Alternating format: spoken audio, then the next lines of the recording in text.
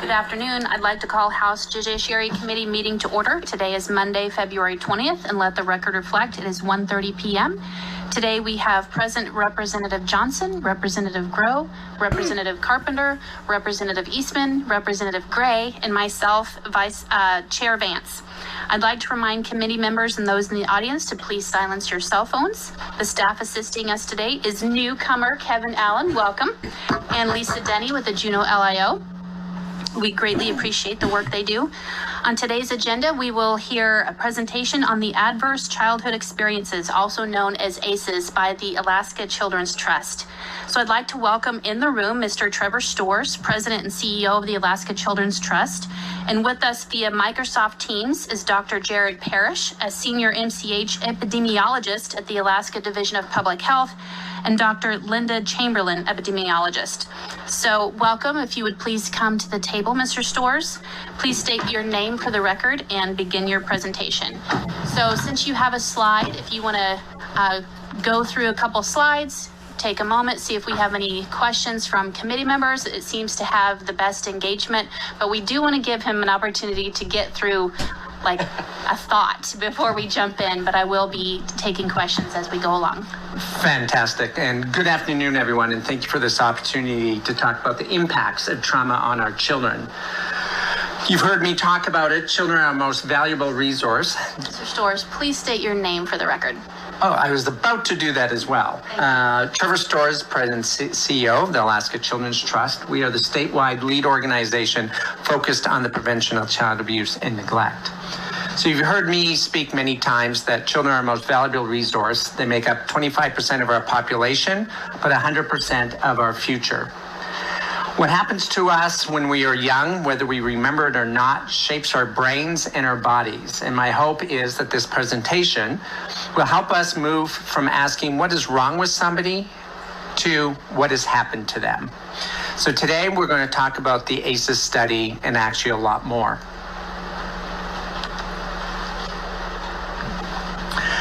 So the ACEs study is originally done by the Center of Disease and Control, CDC, and the Kaiser Permanente, with two researchers, Dr. Vincent Folletti and Dr. Robert Anda.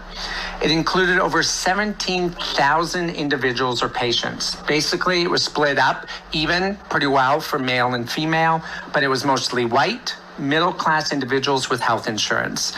This will become important in a moment. The results of this study affirmed what we already knew, well, most of us anyways. If children are traumatized early in life, this can affect them for their entire life.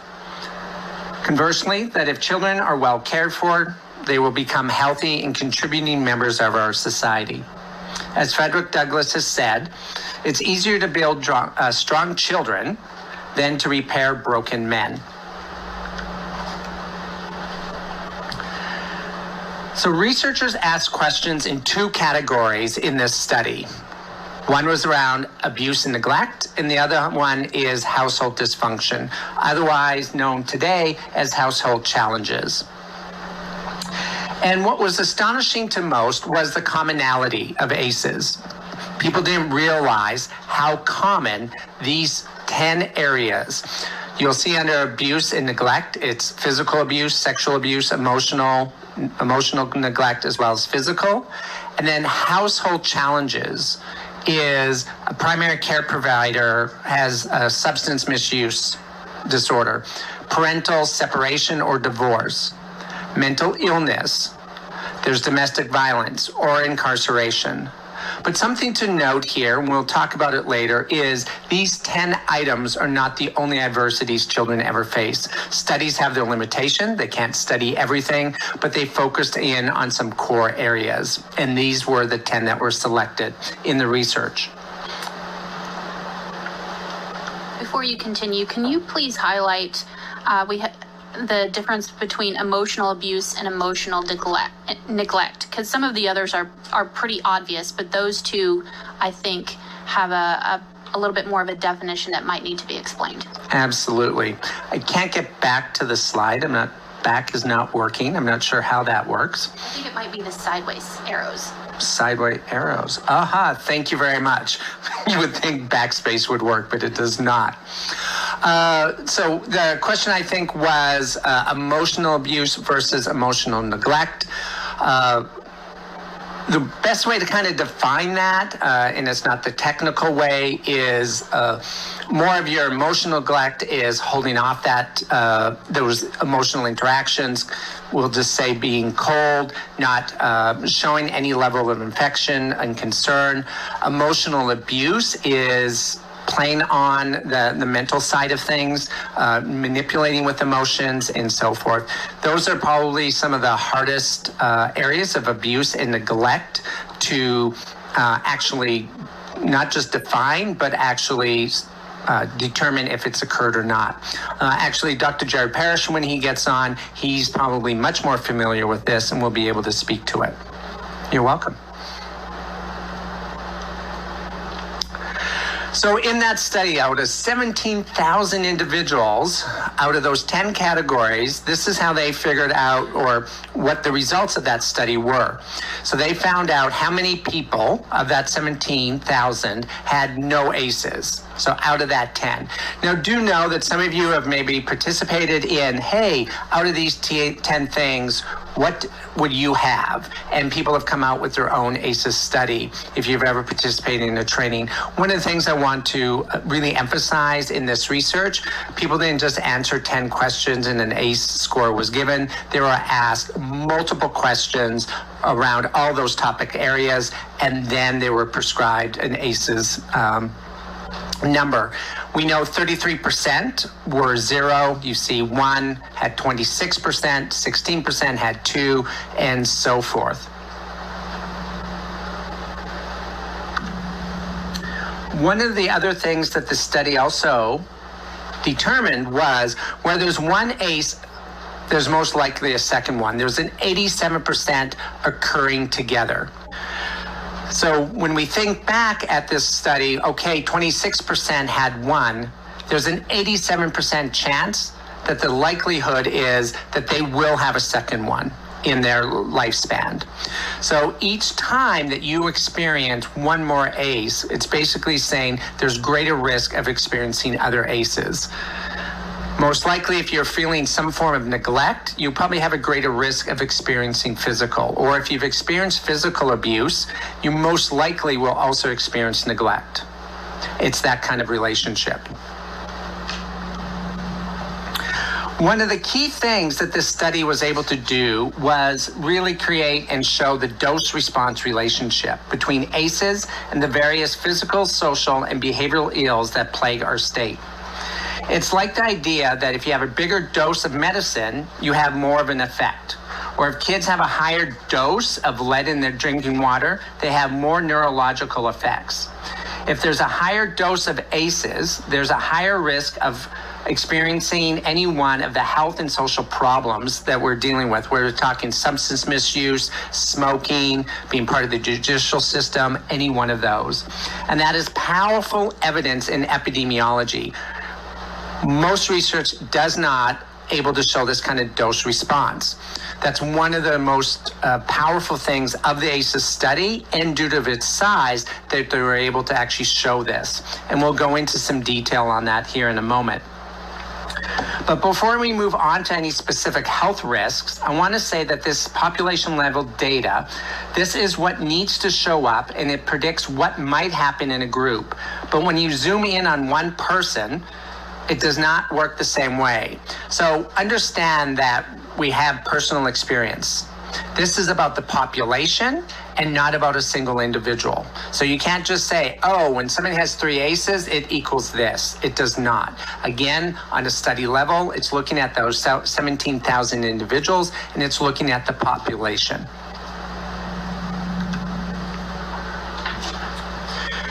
So let's look at this dose response. So when we're looking, and this is from the study, and Dr. Jared Parrish will actually talk about some local data. But here's the ACEs and smoking. So early smoking initiation. If you've experienced no ACEs, you can see here, it's your percentage of smoking is low.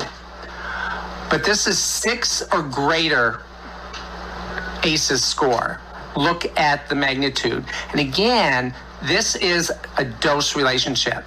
The more adversity you've experienced, your greater risk of experiencing or relying on coping mechanisms like smoking increases. Current smoking, COPD. You're seeing this dose response. Alcoholism, an experience that we have high in Alaska. Again, more trauma, the higher the percentage of individuals that's dealing with alcoholism. Liver disease. Suicide, drastic difference.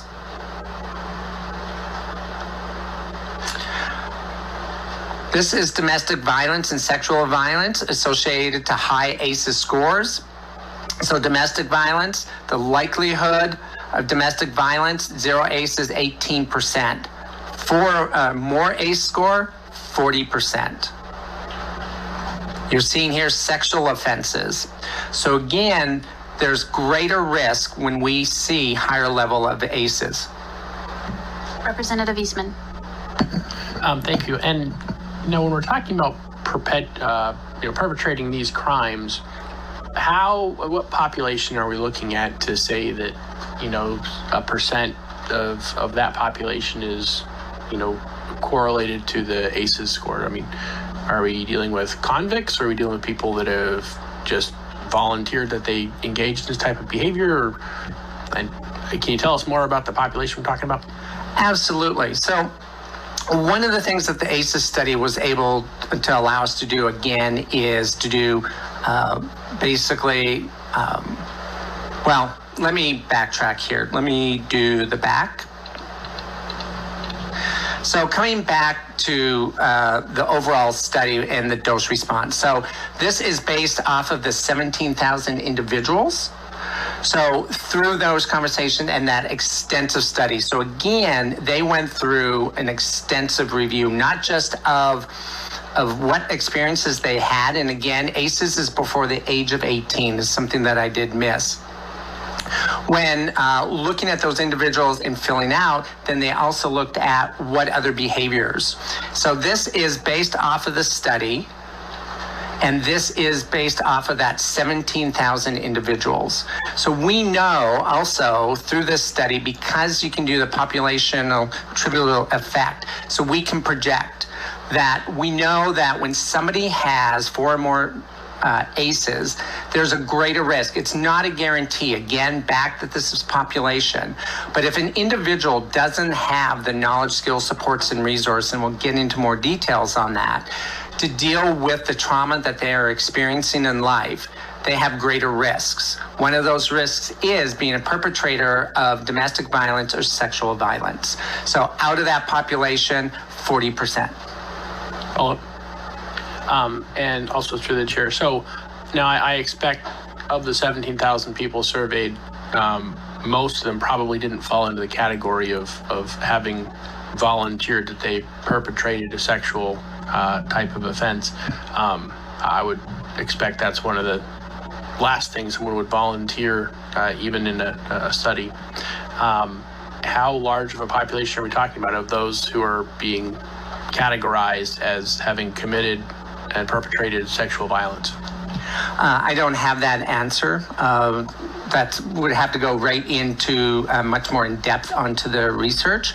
But and I should say my apologies always through the chair. I just get so caught up into answering the question. I do not have that answer. Okay, thank you. Mr. Storrs, if you have this particular study available and could forward that to the committee, I think that would be helpful for those who want to take a deeper dive. Absolutely. We'll get you a copy of that. Thank you. Please continue. Here's another, boys with an ACE score of 6 or higher or 40 times as likely to use IV drugs.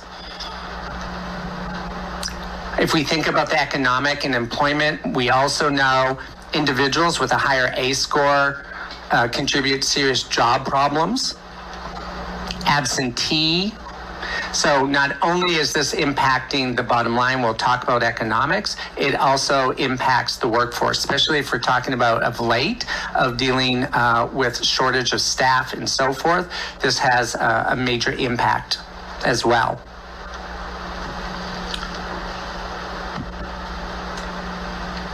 So the simple way to look at this is that experiencing adversity increases risky behaviors, which leads to poor physical, mental, and for some spiritual health. Risky behaviors could be cigarettes, the alcohol, unhealthy eating patterns, or many other things. Increased risk behaviors is one of the pathways to poor health in adulthood, but is not the only pathway. Some people experience a lot of adversity in childhood and do not use unhealthy coping mechanisms, still end up having physical effects. Because toxic stress has a physical effect on the body, we'll talk more about what toxic stress is and how it impacts the body later in the presentation. But I do want to share, it's important to note that, again, that the ACEs study is not all inclusive of all adversities. Again, it only looked at those 10 ACEs, forms of toxic stress. Today, we're talking about the way our brains and our bodies, even our genes, are shaped at many levels. They're affected by our individual choices, by our close relationships, also by the communities we live in, the institutions we take a part in, like schools, and societal norms, policies, and by history. It's a way to represent how all of these different levels interact with each other. So you can see from this photo many things. It's not just those 10 things. We can have history through, if we think of colonization, boarding schools, things of that nature, to societal and policies that create, sometimes intentionally or unintentionally, can create the environment that creates the toxic stress that greatly impacts us. So now I just kind of talked about the study and I shared some specific data related to the study. I'm going to pass it over to Dr. Jared Parrish. He'll introduce himself and he'll go through some local data to help broaden your perspective. Dr. Parrish? Hello, can you hear me okay? Yes, loud and clear. Please state your name for the record and continue. Yeah, I was looking for confirmation. For the record, my name is Jared Parrish. I'm the Senior Maternal Child Health Epidemiologist for the Alaska Division of Public Health.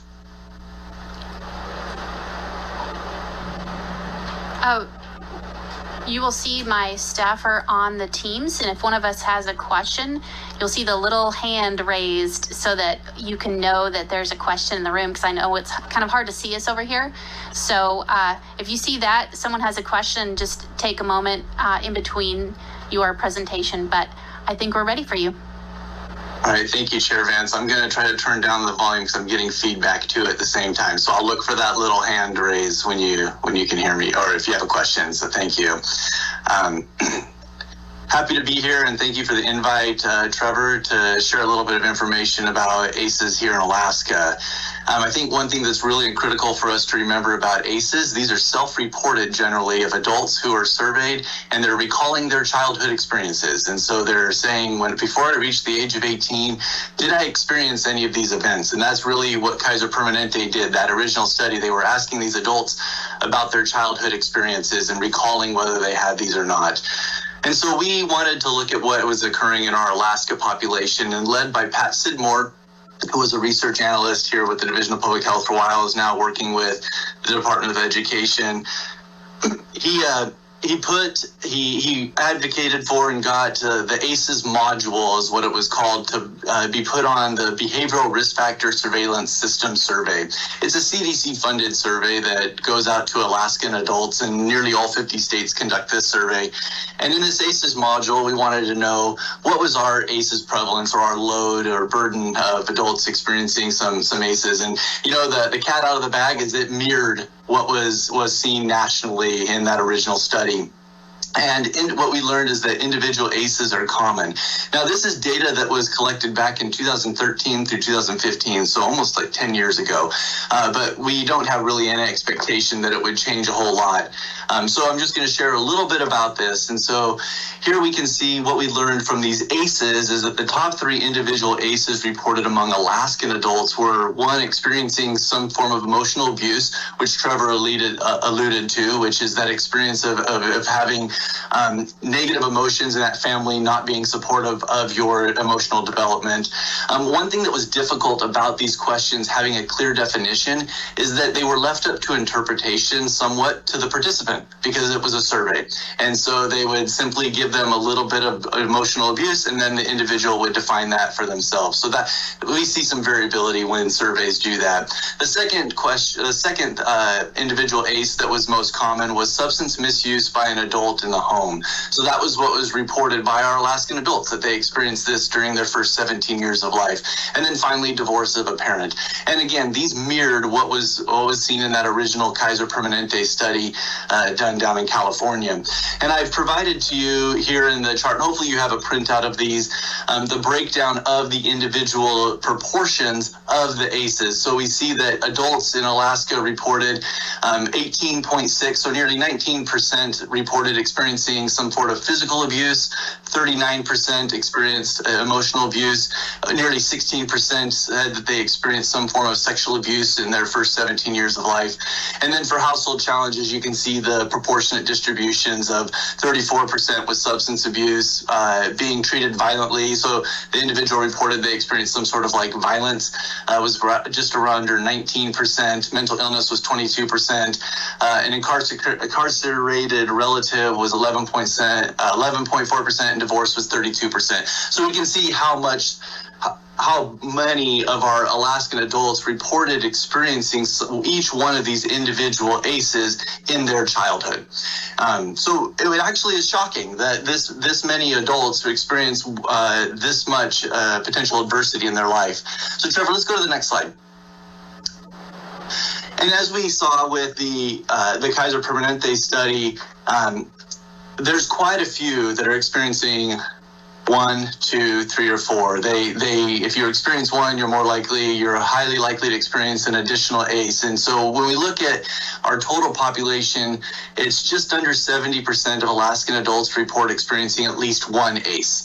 And if you remember back to Trevor's slide, it was 67% that experienced at least one ACE in the original ACEs study. So we tracked on really well, or similarly to what was seen in that large study, and has been replicated multiple times across the country. I've provided a link there to a little handout that summarizes these ACEs data really well. What I'd like to do is to move on what's novel in our state. We do some amazing groundbreaking work with data, and we realized, wow, our adult ACEs are very similar to what's published out there. And from a public health perspective, when we see the relationship between ACEs and a variety of negative, chronic, and acute health consequences, we start thinking, how can we prevent those, mitigate those, and address those? And so we have a novel resource. Trevor, let's go to the next slide. But I'll pause for a second. Is there a question about those 2 quick slides? I have a question. We saw a dramatic increase in a lot of substance abuse and things like that during the pandemic. And I don't know how much of that I know was reported. I know that Department of Health did kind of a soft survey among Alaskans early on in the pandemic. Do you have any numbers that can kind of overlap with this, of that snapshot of the pandemic regarding ACEs? Is that from Chair Vance? Yes. My apologies. Yes, this is Chair Vance. Yeah, Chair Vance, thank you. That question comes up a lot, and right now we don't know yet. We don't have good data that can overlay on that, but we're trying to develop resources and data sources that we can look at that closely because of not only the substance use, but the mental health illness reports that we saw that was being seen at emergency rooms. So we're trying to improve our data sources to see what we can map onto that. So I don't have anything right now, but hopefully in the future we will. Great, because we specifically saw an increase in the number of minors who committed suicide. There were reports that while there were fewer reports of the teachers and different people who oversee children were not able to be there in connection and see some of the abuse, there wasn't as many reports. But what we heard is that the level of crimes committed against children were more egregious. And I was wondering, who are the data points that you would be receiving from? Is that Department of Health, CDC, DPS, or those the resources that you'd be drawing the information from? Chair Vance, I will actually show you on my next slide this novel resource that we're trying to compile the information together to leverage. And so can I move to that next slide? We have one more question before you continue. Representative Gray. Thank you. Through the chair, I'm just curious about the divorce. It's the third in Alaska as being an adverse child experience. And I guess my question really comes down to, if you have a husband and a wife and a child, and the husband is abusing the wife and the child, and the wife leaves and gets a divorce, that's an additional ACE score. But staying in that abusive relationship would probably not be in the best interest of that child. So it's really more a question of me just thinking about, sometimes the additional ACE of the divorce might actually be to the benefit of the child. I don't know. I just think that divorce has some nuances to it that might not necessarily be a bad thing, but maybe I'm wrong. Thank you. Excellent. Through the chair, Representative Gray. Was it Gray? I'm sorry, it kind of cut out. That is an excellent observation, and in fact, I published a paper a while back showing that divorce can be a protective effect in some instances with respect to intimate partner violence, and so you are 100%. We are looking at a very blunt, broad instrument to look at adversity in the home, and so the interesting thing that is with divorce is that the end with all these ACEs, experiencing divorce and experiencing sexual abuse are not created equal in the eye of the beholder. But the trauma that is behind that Dr. Chamberlain is going to talk about sometimes displays kind of internally somewhat uniquely. And so it'll be interesting to see how those adversities accumulate and lead to a disruption that doesn't lead to an optimized health and development in childhood. And so absolutely there are intricacies that are exceptions to this rule, and there are instances where there are protective and risk factors, and how those come together is important for us to remember. So I think it's a great point to point out, is that we're talking about a very broad instrument and relationship that we're observing here, but there are instances where we wouldn't want to just throw everything and be like, say this is bad and this is good. This is an experience that can lead to a disruption in development, and so that's the way I like to view this. Well, let's find out more. All right, let's go to this next slide. Okay, so we have this really fun, I say fun, I'm going to start getting excited because I'm a data guy, so if I start talking quick, you're going to have to slow me down. We have this resource called the Alaska Longitudinal Child Abuse and Neglect Linkage Project. We call it ALCAN Link because it's a mouthful. What it is that we have a novel or a population-based survey that's conducted each year of new mothers called PRAMS. It's the Pregnancy Risk Assessment Monitoring System. And it's a representative sample of mothers who deliver a live birth each year. And those mothers, what we've done is we've linked their information, their self-reported information, where they describe experiences about their pre-birth experience, their birth experience, and then shortly after they delivered a birth, to a variety of administrative data sources that we have here in the health department.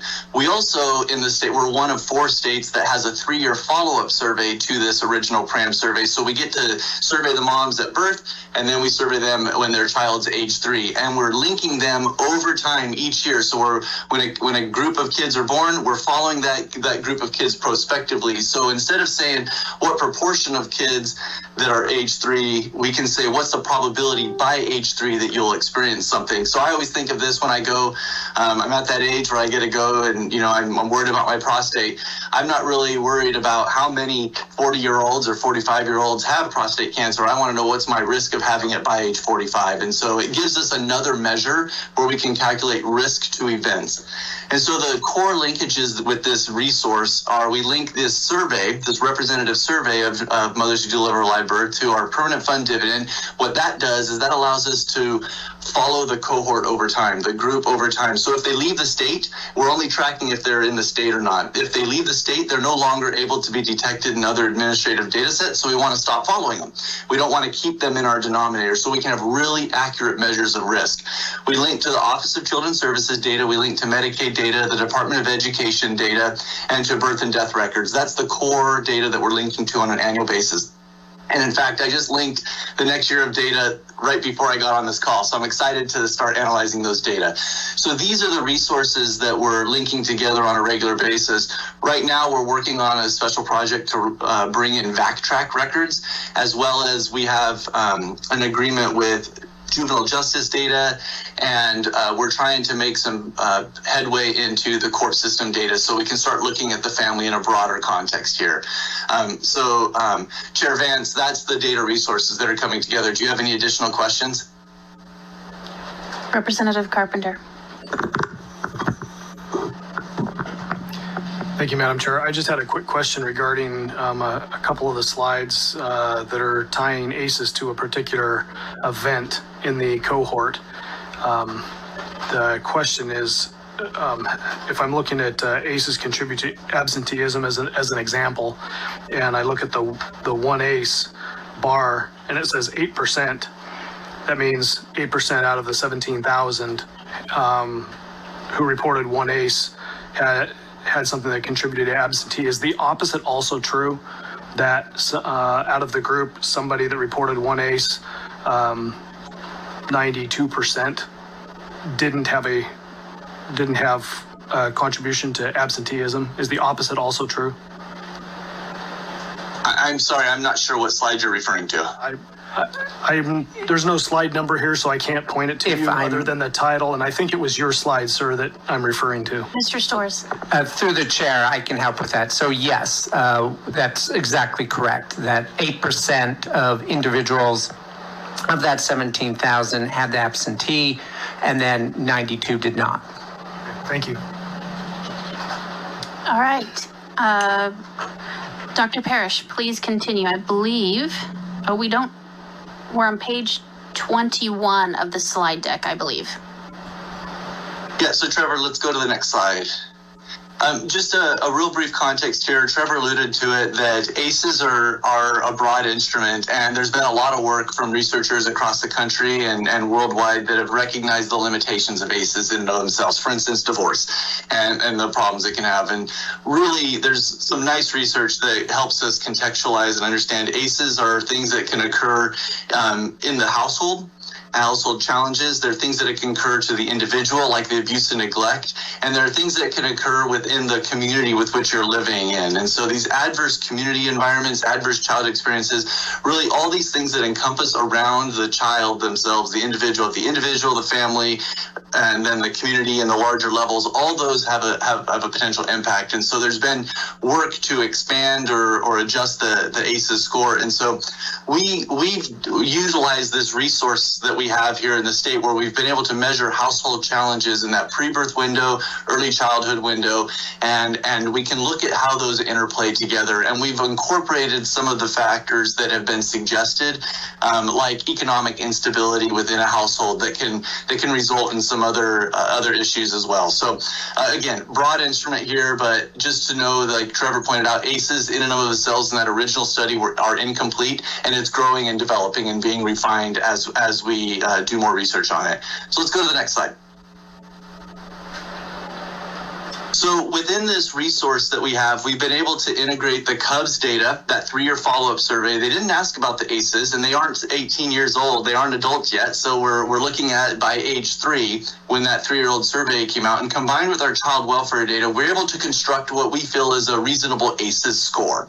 And what we found in Alaska here is that 47.3% of Alaskan 3-year-olds children have experienced at least one ACE, with the top 4 individual ACEs being financial issues, where the mom reported financial issues paying bills, the parent lost their job, substance use in a close family member, and neglect. So those were the primary ACEs that were reported on this survey. And we can see that a large proportion of our population experience most of their ACEs before their third birthday, when a lot of critical development is going on. And so from a public health perspective, which is and a public health professional, we think about preventing ACEs, we have to really be thinking about early. In fact, we need to probably be thinking about the pre-birth window, because a lot of these are household challenges that carry from that pre-birth into early childhood. So let's go to the next slide. I'm trying to see where you guys are at there. Okay, so we're going to look at pre-birth household challenges impact on early childhood experiences. And so let's go to this next slide here. So this is the power of our Alcan Link project, is that we were able to compartmentalize. We broke it apart. We said, let's look at the household challenges, and then let's look at ACEs. And so we said, what's the risk, or what's the probability that a child's going to have an elevated ACE score at age 3, given the number of pre-birth household challenges that are reported? So if the house is having issues before the kid's born, does that carry on into the early childhood, and what's that relationship look like? And let's go to the next slide. I think you all can imagine what it is. We saw exactly what we expected to see, is that for each additional pre-birth household challenge that was reported in that pre-birth window, which is approximately 12 months before birth or delivery, there was a systematic relative increase in average childhood ACE score that we observed. So relative to those that experienced 0, if you had 1, 2, 3, or 4 more, you were like a little bit over 1 times likely, about 3 times, 4 times, and about 4.5 times as likely to experience an elevated ACE score by your third birthday relative to those that had 0. So we found this relationship of what we would expect to see. Let's go to the next slide. Now, where we really decided to get more interested here was to say, well, what happens if there's a change in the number of household challenges from that pre-birth window before the kid's even born, and that early childhood period before their third birthday? And so here we're looking at if there was a change in the number of household challenges, what's that impact on allegations of harm to Child Protective Services as our measure of abuse and neglect the child experienced? And again, that's a crude measure, it's a proxy measure. And Trevor, let's go to the next slide.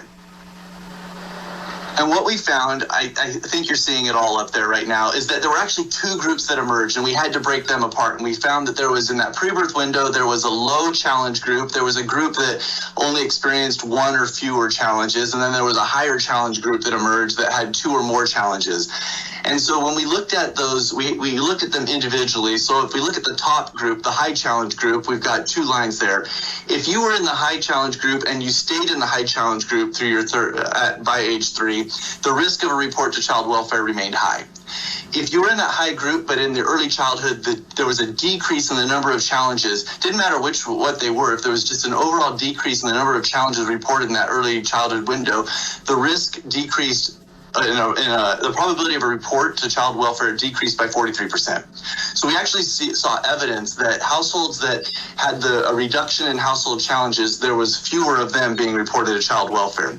On the flip side here, among our low risk group, if you were low risk, stayed low risk in that early childhood, or low number of challenges, stayed with a low number of challenges, your risk remained low. But if you increased your number of challenges, because households are dynamic, things happen, the risk increases relative to staying low by 140%. This is the first time we actually have evidence now, or information or data from a longitudinal cohort, that if there's a shift in these family challenges, the accumulation of them between 2 time periods, we can expect to see an effect with respect to one outcome, which is allegations of harm to child welfare. So let's go to the next slide. Before we continue, we have a question from Representative Eastman. Sure. Thank you. And if you've got, this in the plan to talk about in the future, I can hold off. But, what I was hoping you would touch based on the information you're just talking about in the last slide is, once you've made a prediction based on those, pre-birth factors about what the child's ACEs score is going to be, and then you see that change in condition, how much does the ACEs score of the child change or not change? I mean, is it the case where the predicted value of those pre-birth factors is not affected by the fact that there's a change later on, and so the ACEs score is more or less expected to remain the same, through that third birthday, or was there some, some information you discovered that it does change? Thank you, Representative Eastman. Through the chair, I'm sharing just a brief excerpt of a lot of the research that we've done and trying to hit some highlights. And we have been doing some predictive analytics to see what the strength of the individual effects of each predictor are and their accumulated effects are on the development of ACEs. And what we've found in just like a really brief perspective here is that that's why we did this next study right here with the change in household challenges, because the ACE score we recognize is a product of household challenges as well as the individual experiences of like abuse and neglect that they experience. And so what we found is that these household challenges before the kid's even born are strong predictors of elevated ACE scores, elevated child maltreatment contacts, and poor school performance. And so what we're trying to do now is tease apart which components of that score can we intervene and have an effect on in a way that makes sense. I don't know if that completely answered your question, but that's what we have for information right now. Thank you. I guess we'll wait for you to crunch some more numbers for the rest of it. Thank you. Please continue. Thank you. So Trevor, I think we're on the next slide with showing the relationship with early education and academic achievement. Yes. Great. So we just continuing on that same theme of really just saying, well, we know that these pre-birth household challenges are indicative of an environment or they're suggesting of an environment that's experiencing some difficulties that might not lead to the best health and development of that child. And we know that those first 3 years of life are so critical. So we linked with our with our education data to look at how well kids perform on their ADP. So it's the Alaska Developmental Profile, really crude measure of school readiness, their third grade reading proficiency, and average attendance. And so what we were looking at is if you increase just the number of these these pre-birth household challenges, did it increase your risk in performing worse in these areas relative to your peers? And if you go to the next slide, Trevor, we found that it absolutely has a relationship. Then what's kind of shocking about this is that there's a lot of stuff that goes on between birth and going to school. And so back one slide. And so we looked at the developmental profile. We saw there was a 16% increased risk in not performing adequate on the developmental profile or not achieving the expectation. And that's done at kindergarten. There was a 40% increased risk in scoring below or far below passing on your third grade reading score. And you're nearly 30% more likely to have poor attendance. And so just thinking about how these pre-birth household challenges carry through early childhood and then have an effect on education. And we know from the research that education is so critical to future health and development and prosperity that we're trying to knit together areas of how we can support families to support themselves, to support their children in growth and development. So let's go to the next slide. And this just shows now, we looked at the pre-birth household challenges relationship with those three educational endpoints. This is looking at the ACE score of the child at age 3 and its relationship. And we see this very similar stair step for most things. And so on the x-axis here, we have below passing or far below passing the peaks, which is the third grade reading score. In the middle, we have scoring fewer than 11, meeting fewer than 11 of the idealized goals on the ADP profile, and then having less than 90% attendance.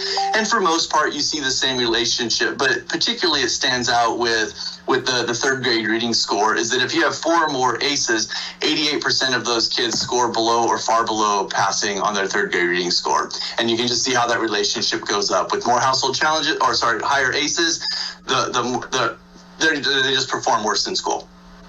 So let's go to the next slide, unless I have a question right there. Carry on. Okay, so I just have a couple more slides here, and then I want to make sure we have plenty of time for Dr. Chamberlain. Stacked bar charts are always kind of a pain to look at, but what I want you to focus on is the blue at the bottom, and that really will help us sum this up. And so this looks at not just is the child referred to Child Protective Services, but did they have 0 cases, 1 case, 2 or 3 cases, or 4 or more cases? So how many cases did they have to child welfare? And so the shaded colors show the number of pre-birth household challenges. So 0 pre-birth household challenges is that blue. And so among the 0 cases, you can see over 50% of them had 0 pre-birth household challenges. But as you move further into more and more cases, that blue gets smaller and smaller, meaning that fewer and fewer of them have 0 pre-birth household challenges and have more and more pre-birth household challenges. So we see that relationship, that as there's more challenges going on in the home, there's more likely to be not only just engagement with child welfare, but repeated engagement with child welfare. So let's go to the next slide. And we saw a very similar, albeit less stark, relationship with removals from the home. And so we just had fewer data, sparser data here that allow, we don't see as much distinction there, but the key take home from this was that over 50% of those experiencing at least 1 removal from their home were born to mothers reporting 2 or more pre-birth household challenges. And so we're starting to see this 2 or more, fewer than 0 1 to kind of be that distinction between groups there. So Trevor, let's go to the next slide here. So what we've been looking at in this research is we've seen this strong relationship between pre-birth household challenges that are the component that make up the ACE score that an adult would report experiencing in their first 18 years of life. And that pre-birth household challenges predicts elevated ACE scores, predicts child welfare involvement, predicts poor school readiness. So we can monitor and track our trends of pre-birth household challenges inverse as they go each year. And I need to update the slide. We have 2 more years of data. So here I've trended the number of we used to call them stressors, 0 pre-birth household challenges, 1, 2, 3, 4 or more. And here you can actually see the top 2 lines, that's 0 or 1, and then the bottom 3 lines are the 2, 3, 4. So you can see that little distinction I'm talking about. But unfortunately, we haven't seen much change. And so given that the relationship, because we haven't seen much change in the proportion of households with pre-birth household challenges, with kids being born in that environment, I really wouldn't expect to see much of a change in our education and our child welfare involvement until we've really improved that area. It's starting to, we can trend this and track it over time, and it's a little bit more responsive to what we might be doing. All right, so just in the last slide here that I have before I just give a quick summary, just to give a depiction of how this works. So if a child's born to a mom who reports that she experienced intimate partner violence or some sort of violence, kids born to moms that report that single factor, 63% of them have impulse or emotional control problems in kindergarten. 90% of them have poor 3rd grade reading scores. 68% will experience an allegation of harm before their 9th birthday. They'll have an ACEs score that's 2 times as high as those that aren't reported in that environment, or that aren't born to mothers experiencing that. And on average, they have 4 coexisting stressors. And those 4 coexisting stressors are almost always another report, or also reporting that a family member is experiencing or themselves a mental illness, an incarcerated relative, substance abuse or misuse, and financial issues. So we can see that the complex challenge is that when they're experiencing one, they're experiencing multiple. And so when we're trying to help support families and address this, we realize they might have multiple supports and need to navigate multiple systems. So just coming soon for you all, so you're aware, Trevor, we can go to the last 2 slides here that I've got. When we measured the adult ACEs, that was, almost 10 years ago now, and we used a survey that was a CDC-derived tool, and we recognized we're beyond simply quantifying how many adults are experiencing ACEs in our state. What we're on to now is understanding how we can mitigate and prevent them. And so to do that, we have to do exactly what Representative Gray had said, is be able to understand how they interplay together between risk and protective factors. So we've developed our own survey, and we hope to get that out this next month. That will go out to adults in Alaska. And we're going to be asking about protective factors, health outcomes, ACEs, and demographics so that we can understand our population and where we might focus our resources. So Trevor, in the last slide here, I just provide you all a timeline of ACEs. So we did the behavioral risk factor surveillance data back in 2013 to 2015. The Alaska victimization survey in 2020 has some ACEs data related to a very focused population. We started a work group in 2021 with, I need to update that, we're no longer DHSS. And now we're moving to advance our understanding to be more actionable and helpful to community-based interventions. So with that, I will close up and turn it back over to Trevor unless there's any questions before I end. Any questions by committee members for Representative Carpenter? Yeah, thank you for either gentleman through the chair.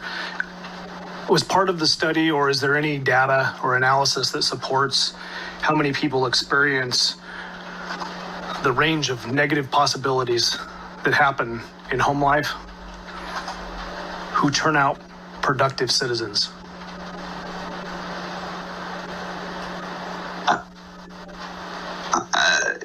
Trevor, I'm happy to Go for take that.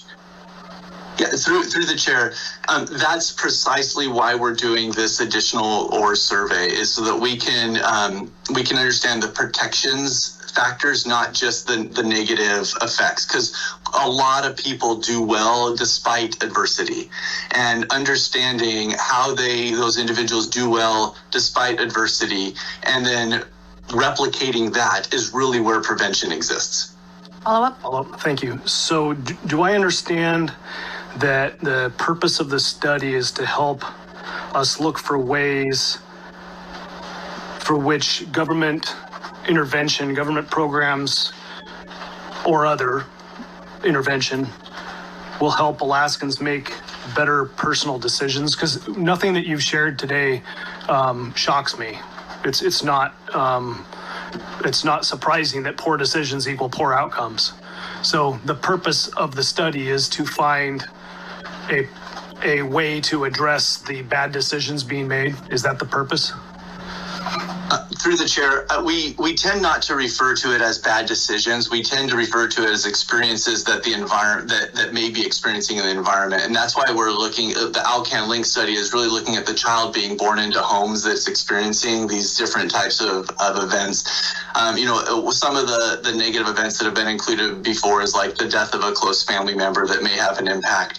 But the overall intent is precisely what you are alluding to, is that with the Alcan Link study and with this new ORS survey, the idea here is to better understand how we can provide resources, support, and direction and navigation to families that may be experiencing some challenges in their life, or that have a change, because families are dynamics that maybe are doing fine but then do experience a challenge in their life. And so more and more the research is pointing to helping families have someone to support them in their time of need is a critical component, and so that's what we're trying to accomplish. Follow up, please. Follow up? And maybe he has something to add. Yeah, through the chair, if I may just add, I think what Jared also shared with all of his data is really talking about why is it important to do that upstream. Many of times when we've talked about prevention, it's been hard to quantify, like what is it doing? And at times we see prevention is usually cut, and we see like tertiary things like correction budgets go up. This is a great example of the data being able to show us what can prevention work do and how does it play out. And Dr. Linda Chamberlain will go more in details about what do these things do to the developing brain and why is it so important to invest in early in that upstream work. Follow up? Thank you, Madam Chair.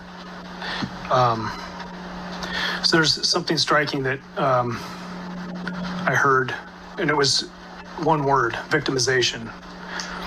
And the entire presentation is built upon a purpose to show that we have negative outcomes and that there are negative things that happen that drive those outcomes. And why I said earlier that doesn't surprise me.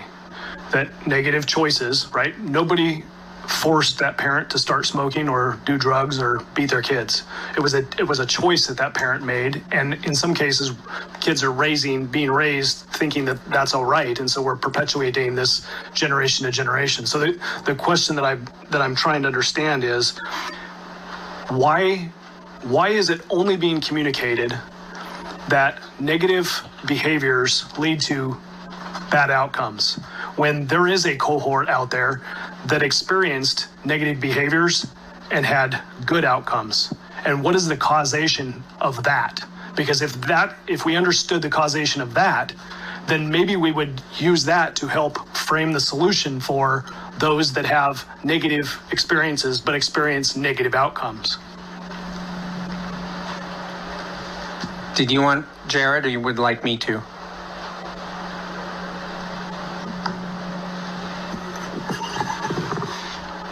Couldn't tell if you were frozen. I agree. Through the chair, the idea of understanding, in spite of adversity, how people succeed and show success is critical. One of the challenges with the limited data sources that we have, like the source that I was using, is they weren't designed for that original intent. And so the measures of what are the protections and how people are succeeding in light of adversity, we just don't have good measures and low power to detect that. And so, as Trevor mentioned, we're dealing with population-based averages. So on average, the individual who experiences these adversities are more likely to experience these negative adversities. And so the intent, it does come across negative. We have found that as we infuse protective factors in there, it helps. But if a mother is experiencing intimate partner violence, you can't protective factor way yourself out of that. They're usually successful through complex supports of need, the divorce, and all those other components on there that have been quite challenging to measure. And I chose not to describe our structural equation models in this environment, but I've been happy to share some additional research that we have done on the type of interplay that you're asking about and getting to. But I just don't have those in front of us right now. And through the chair, just to add to that, back to my original point of the goal of this is not to ask what is wrong with you, but what has happened to you. You're absolutely right. There's some choices, but those choices aren't just waking up and going, today I'm going to drink 5 40s and be homeless, for example. What has happened? And that's the idea of what the ACEs study was, understanding that this just didn't happen overnight. It's not necessarily a choice. And back to people use coping mechanisms. Unfortunately, at times, the only option to them was some unhealthy coping mechanisms to be able to manage.